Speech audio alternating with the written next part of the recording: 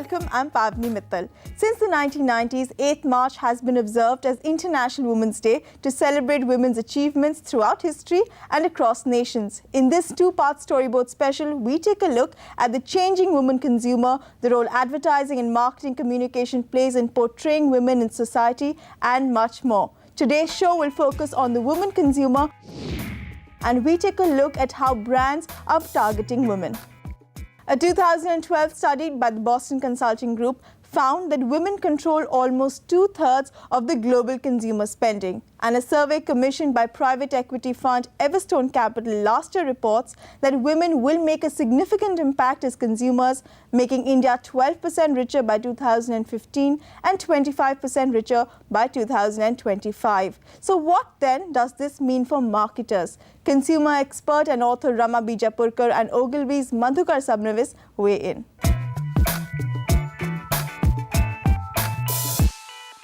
Hi Rama, I'm Madhukar. Thank you for joining us. Pleasure always.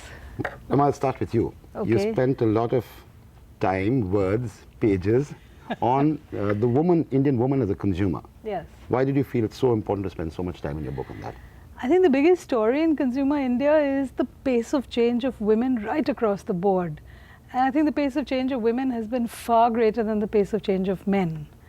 And so I think marketers then need to reevaluate power equations in households, what kind of decision making women can actually do, how you can give voice to them through products and brands and so on.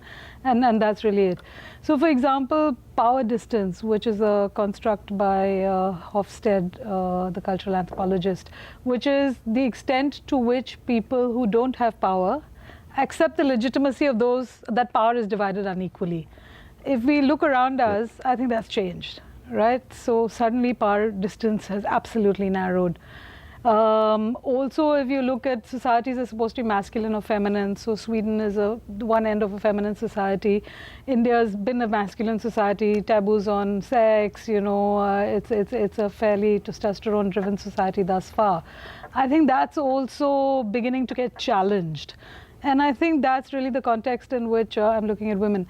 Also, if you look at the framework of, you know, in India, as I always say, change comes with a lot of little changes that brings a confluence of change.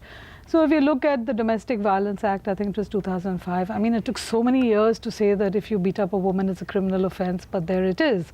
If you look at what's happened in the rape laws, if you look at the Hindu Succession Act that came out around that time, if you put a lot of these together, I think and if you look at reservation and panchayats, right? I mean, apparently there are 20,000 women gram pradhans, and many states, some states have done 50%, some have done 1/3. So there's been a lot of that. Now, originally you may have the Bahu Beti Brigade.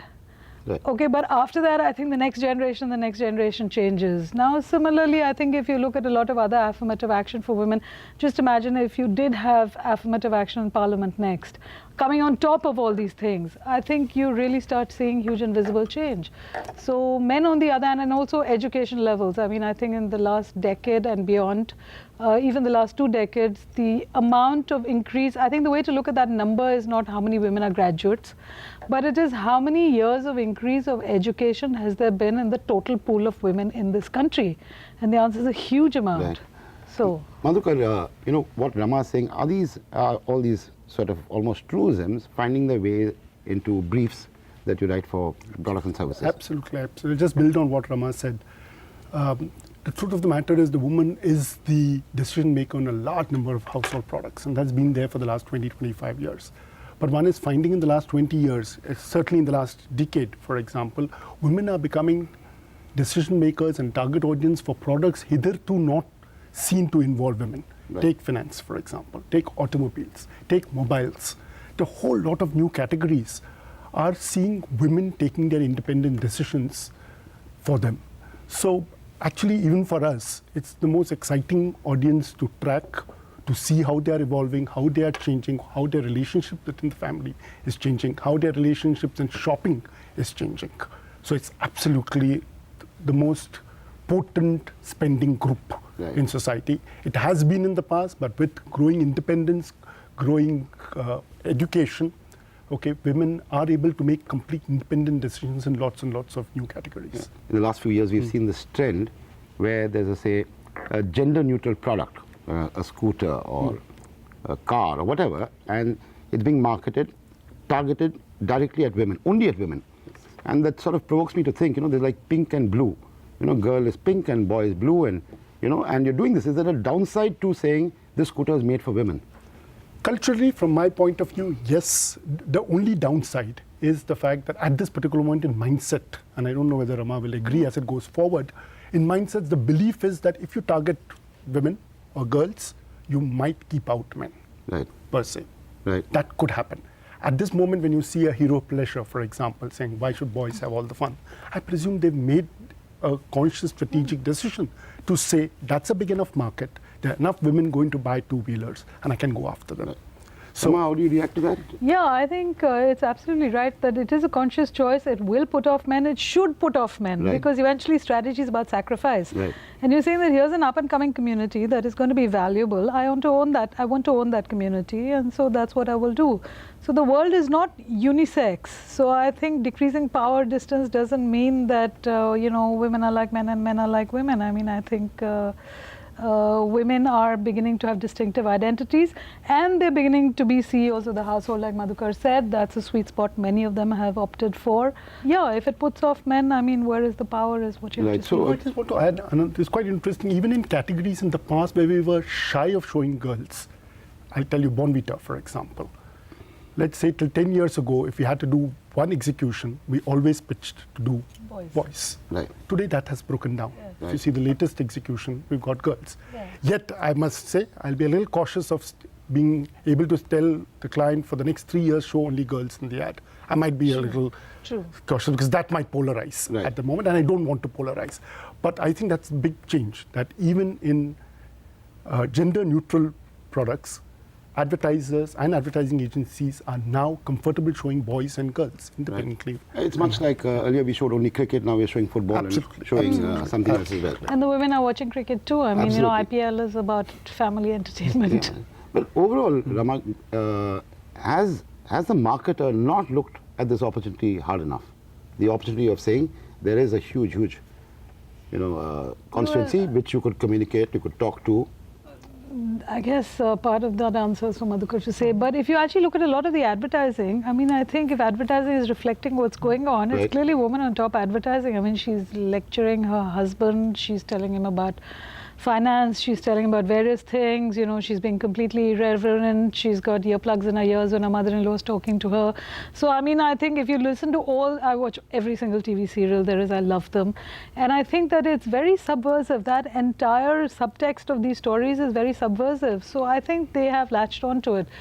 But this is so far in the talk part, in the communication part. Have marketers actually done enough by way of product and business design to ride this wave, to look at this, to shape business direction? I would say no, not yet. I mean, we should be gadgetizing households much more. We should be actually selling far more empowerment tools to the rich and the middle housewives. We should be doing far better in terms of financial services. So if you design a financial services product for women, for example, I find that usually people don't want to reduce the cutoff level of investment amount. And I keep saying to them that I don't invest for the family in this particular case, but I invest my own money. So for me, you have to really lower the bar. Right. Or if it's a shared investment decision, he will invest some, I will invest some, you have to talk to me differently. So I think we have to see that yet. There's another side to it, to say that if you want to target women, do you need to make women-specific products? Now that's a big question mark in many categories that we grapple with. For example, you said the pink and blue. Is that oversimplifying the difference between men and women? Yeah, but is there an opportunity? In fact, this is something we continuously grapple with in many categories. For example, in mobiles, for example. What is it that is a woman-specific product? Maybe we haven't hit upon that idea. I would agree with Rama. Frankly speaking, if you look at the two genders, they are two distinct segments. No, but it's simplifying it again to say mobile and non-mobile. I'm saying let's look at the whole household management space. the household inventory, the household goods, the total amount of money that's spent in terms of durables, the whole household efficiency space. So business design for household efficiency for the new woman has got to be fundamentally different, has to be architected. You know, Nokia used to have a segment called fashion for women, and basically I'm told the brand manager there spent more time in Milan and Paris trying to understand what the new look was going to be, because your phone would have to match the look. So I think it's not just blue and pink. I mean, I think it is catering to very special needs. I mean, my favorite example is it's time for the ready-made chapati now. Right. You know, women don't have the time, don't have the respect, and are not identifying themselves by their ability to make chapatis. Yeah. Rama, that's been something, again, because having worked with clients, people have grappled with it.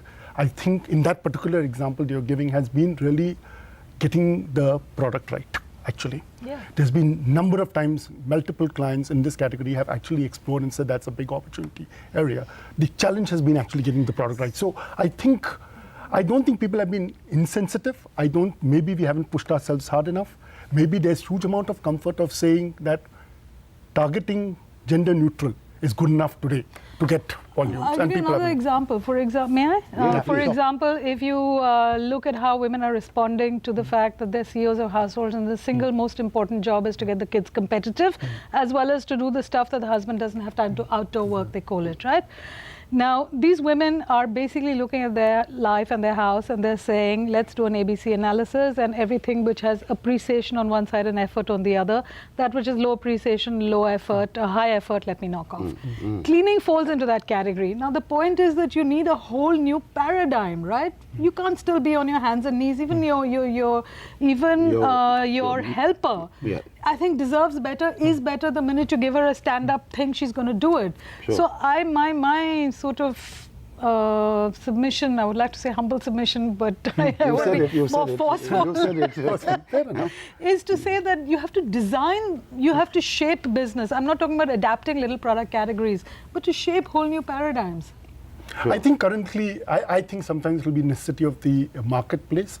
At the moment, as I said, designing products which are more gender neutral is good enough for people to get the numbers, and so perhaps there's not enough of an upside by so far they're not able to see it. I would agree with Rama. There's an opportunity of somebody to jump in and push the envelope on that.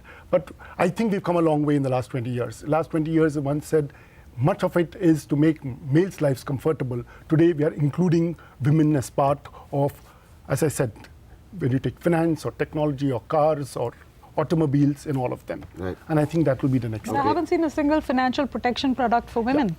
Thank you, Madhukar. Thank you, Rama. Thank you. Thank you. Useful insights and lots of food for thought. We're going to take a short break here. When we return, we take a look at how brands are targeting women.